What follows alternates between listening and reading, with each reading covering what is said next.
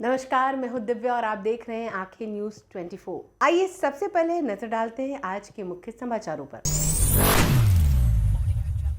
नमस्कार, मैं अमित और आप देख रहे हैं आंखें न्यूज 24। नवादा के गांधी इंटर विद्यालय के मैदान में एनडीए का विशाल कार्यकर्ता सम्मेलन आयोजित किया गया। बता दें कि सम्मेलन में जदयू भाजपा के अलावा सभी सहयोगी दलों के हजारों कार्यकर्ता शामिल हुए। तो वहीं कार्यक्रम की शुरुआत दीप प्रज्वलित कर किया गया। कार्यक्रम की अध्यक्षता जदयू जिला अध्यक्ष मुकेश विद्यार्थी और मंच का संचालन भाजपा जिला अध्यक्ष अनिल मेहता ने किया। बता दें कि इस दौरान सभा को संबोधित करते हुए बिहार सरकार के ग्रामीण कार्य मंत्री अशोक चौधरी ने कहा कि एनडीए के सभी कार्यकर्ता बिहार के मुख्यमंत्री नीतीश कुमार के द्वारा किए जा रहे विकास कार्यों को क्षेत्र में घूम घूम कर जानकारी दे एवं आने वाले बिहार विधानसभा के चुनाव में 225 सीट जीतकर एक बार फिर नीतीश कुमार के मुख्यमंत्री बनने का काम करे। साथ ही उन्होंने आगे कहा कि एनडीए के सभी नेता कार्यकर्ता अपने अपने क्षेत्र में तत्परता के साथ कार्य करें एवं एनडीए को मजबूती बनाएं। उन्होंने कहा कि बिहार में एनडीए का लहर है। आने वाले 2025 के विधानसभा चुनाव में महागठबंधन का सूपड़ा पूरी तरह से साफ हो जाएगा। महागठबंधन के नेताओं के पास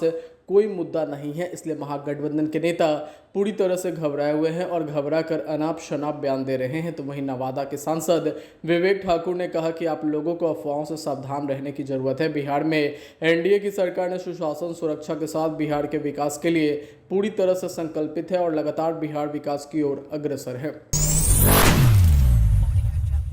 नमस्कार, मैं अमित और आप देख रहे हैं आंखें न्यूज 24। मोहनिया दुर्गा पड़ाव में एनडीए कार्यकर्ता सम्मेलन का आयोजन। कार्यक्रम का उद्घाटन बिहार सरकार के श्रम संसाधन मंत्री संतोष सिंह और बीजेपी के राष्ट्रीय महामंत्री ऋतुराज सिन्हा ने किया। बता दें कि ऋतुराज सिन्हा ने सम्मेलन को संबोधित करते हुए राज्य और केंद्र सरकार के कार्यों को गिनाते हुए विपक्षियों पर जमकर हमला बोला। उन्होंने कहा कि यहाँ के सांसद धर्मांतरण कराने के साथ साथ मठ के भूमि को हड़पने में लगे हुए हैं। कहा कि उनको जनता की सेवा से कोई मतलब नहीं है, बल्कि उनको सिर्फ और सिर्फ मेवा से मतलब है। हमारी सरकार क्या कर रही है ये सबको पता है। वहीं पत्रकारों के सवालों पर उन्होंने आगे कहा कि एनडीए में सब कुछ ठीक ठाक है, जल्दी सीट का बंटवारा भी हो जाएगा। कांग्रेस और राजद पर हमला करते हुए उन्होंने कहा कि आज प्रधानमंत्री के मां को इनके द्वारा मंच से गालियां दी जा रही है। इन दोनों को पता है कि जनता इनकी सुनने वाली नहीं है। वहीं सम्मेलन को संबोधित करते हुए जीविका दीदियों के रोजगार के लिए सरकार राशि देने का फैसला किया। बता दें कि आयुष्मान भारत योजना के तहत सरकार ने सिर्फ कैमूर को 100 करोड़ रुपए दिया है। हमारी सरकार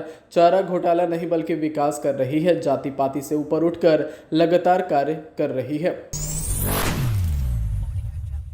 नमस्कार, मैं अमित और आप देख रहे हैं आंखें न्यूज 24। बिहार के उप मुख्यमंत्री विजय कुमार सिन्हा ने कहा कि कांग्रेस पार्टी ने सत्ता के लिए देश को बांटने का काम किया है, भारतीय संस्कृति पर चोट पहुंचाई है। उन्होंने धर्म जाति क्षेत्र के आधार पर समाज को बांटा है, जिससे देश की एकता और अखंडता को खतरा पहुंचा है। आज भी कांग्रेस पार्टी वही गलतियां कर रही है जो पहले की थी। वो देश को फिर से बांटने की कोशिश कर रही है, लेकिन हमें उम्मीद है कि देश की जनता उनके मकसद को समझेगी और उन्हें सबक जरूर सिखाएगी। और क्या कुछ कह रहे हैं विजय कुमार सिन्हा, आइए आपको सुनवाते हैं। लक्षित करने वाला लोग बम पिस्तौल की ही भाषा बोलेगा, ये समाज में भय पैदा करेगा, अराजकता का माहौल बनाएगा।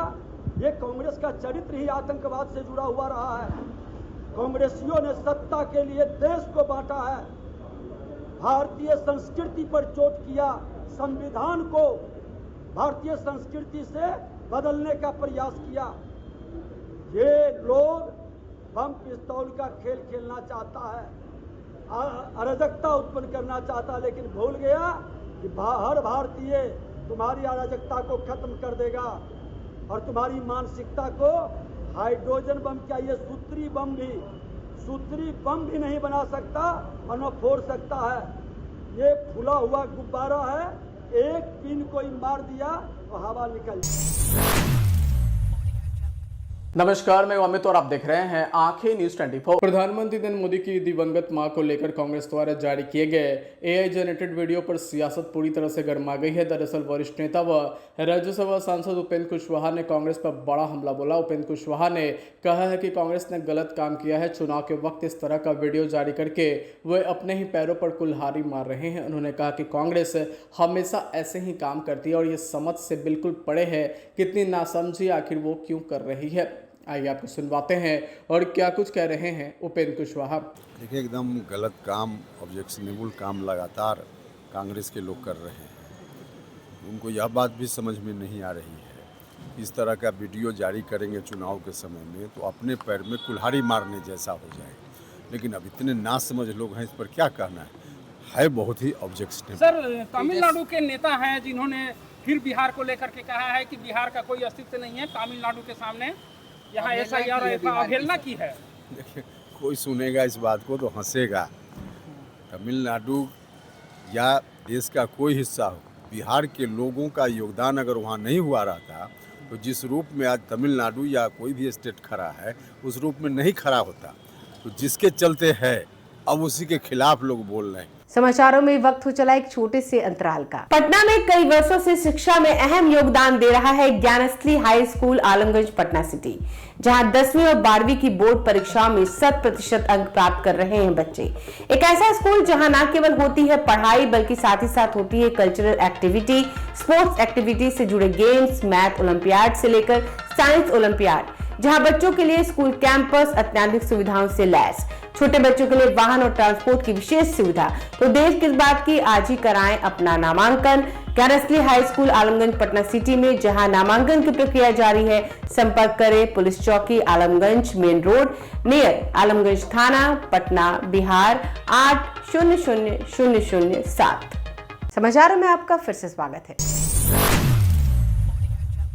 नमस्कार, मैं अमित और आप देख रहे हैं आंखें न्यूज 24। बिहार में लगातार हो रही आपराधिक घटनाओं को लेकर नेता प्रतिपक्ष तेजस्वी यादव ने एक बार फिर नीतीश सरकार पर जमकर निशाना साधा। साथ ही आगे उन्होंने कहा कि बिहार में सरकार के अधिकारियों के पास करोड़ों रुपए बरामद किए जा रहे हैं और सरकार पूरी तरह से अचेत अवस्था में है, किसी पर कार्रवाई नहीं की जा रही। बिहार में अपराधी सम्राट और विजय हो चुके हैं और क्या कुछ कह रहे हैं तेजस्वी यादव, आइए आपको सुनवाते हैं। घटनाएं जो है हमेशा हो रही है, हर दिन हो रहा है हत्या। बिहार की सड़कें जो हैं लाल खून रंग से जो है रंग दी गई है और सरकार जो है चेत अवस्था में। बिहार सरकार जो है पूरी तरीके से फेल हो चुकी है। अभी निकल ही रहे थे तो एक और सूचना मिली कि खगड़िया अलौली के जो हमारे विधायक हैं उनकी ड्राइवर की भी हत्या कर दी गई। तो आप समझिए कि लगातार जो है अपराध बिहार में चरम पर है और अपराध अब सुनियोजित ढंग से हो रहा है, हत्याएं अब सुनियोजित ढंग से हो रही है। अब डिप्टी CM आवास से जो है अपराध की गाथा जो है गथी जा रही है। कोई कार्रवाई नहीं, कोई सुनवाई नहीं इस सरकार में। भ्रष्टाचार का हालत आप लोगों ने देख लिया। इंजीनियरों के घर से करोड़ों करोड़ रुपए मिल रहे हैं, किसी पे कार्रवाई नहीं की जा रही है। तो ये सरकार तो पूरी तरीके से अपराधियों का संरक्षण ही नहीं दे रही, बल्कि अपराधी जो है विजय और सम्राट हो गए और भ्रष्टाचार में ये सरकार डूब गई है।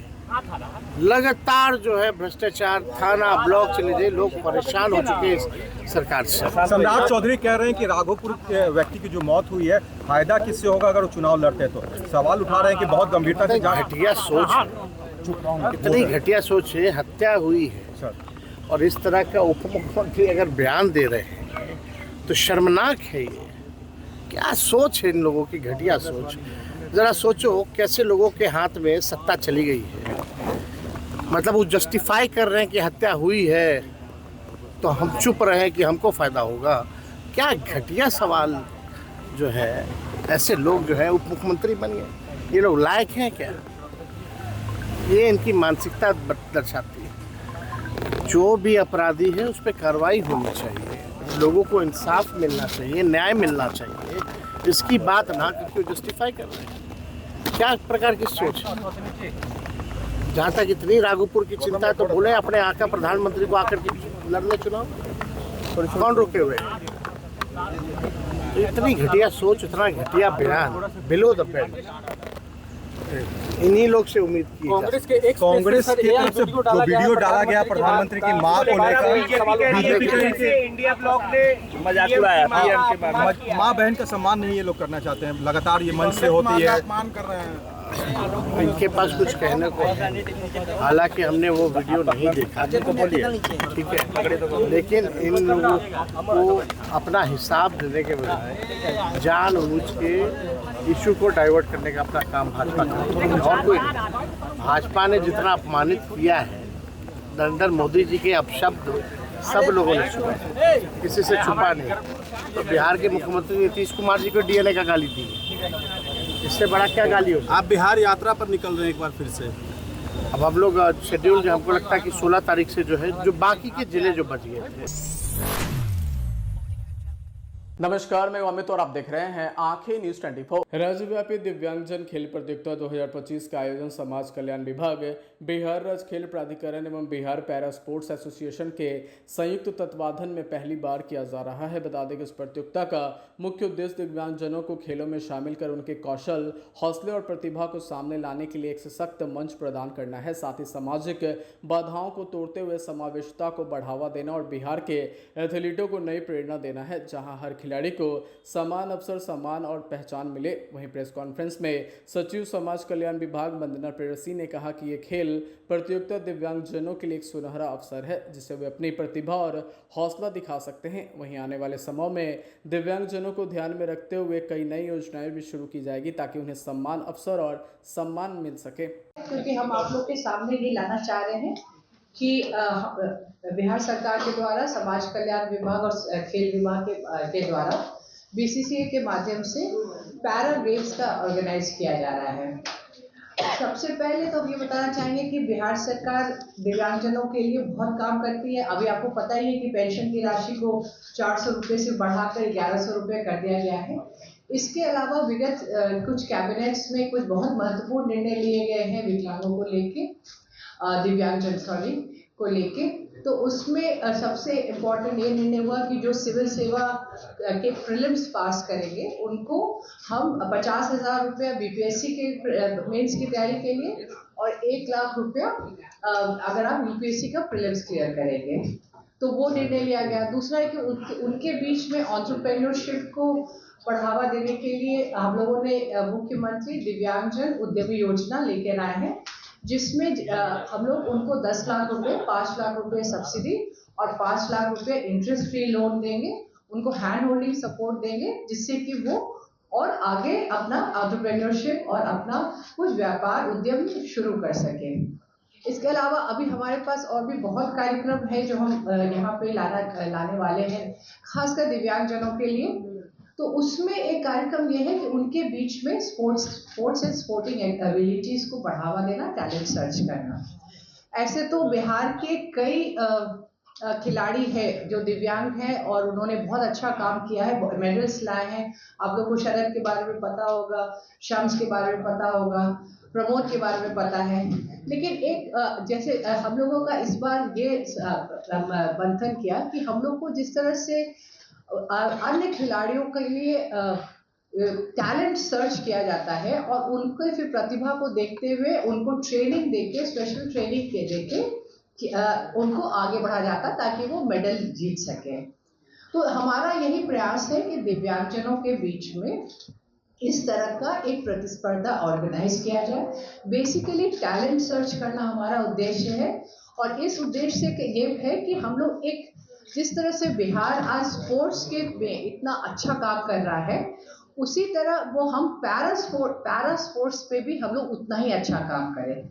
और ये जो कार्यक्रम हम लोग कर रहे हैं ये डिस्ट्रिक्ट लेवल पे होगा और उसके बाद जो चुने जाएंगे, जो स्टेट लेवल पे आएंगे, उनको हम लोग स्पेशलाइज्ड ट्रेनिंग दे देंगे जैसे कि अन्य खिलाड़ियों को दिया जाता है, ताकि ये आगे जाके हमारे लिए जैसे नौकरी पा सके। अगर मेडल लाते हैं तो ना सिर्फ कैश अवार्ड्स मिलता, बट अब तो नौकरी भी मिलती है, तो उसमें भी इन लोग को सहायता हो सकेगी।